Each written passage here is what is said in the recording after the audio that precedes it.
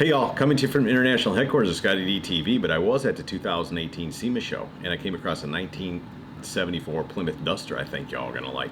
Let me get the camera turned around, we'll take a quick look at it. What about that? I'm digging it. I like the color combination. I like its stance. I like a lot about it.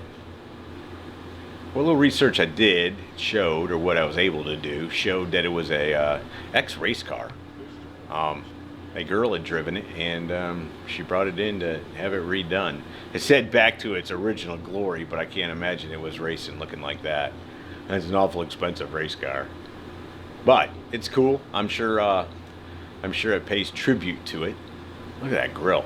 That's insane. That's so far from what came from Mopar back in 1974.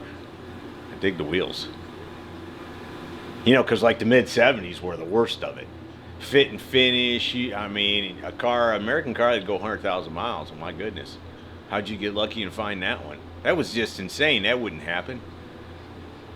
But I've always been a closet Duster fan. I really dig the 340s. I think they made a 360, but the 340 is the one that I really like. I like the stripe on the back of it. And that stripe on the back of this works. The copper and the, it's not a beige, but it's got a little bit of cream to it. It's not a white either. I think that works. I like the beauty ring around the wheel. Looks like a beauty ring. It's not. I like the accent color up underneath. I like the finish that they use too. Very nice. I like that hood scoop. A little bigger than I think what Mopar sent too, but you know, there you go. A tribute, a throwback to whatever they call the air grabber. The interior is definitely 100% all 1974 Mopar. And you gotta love the pistol grip shift.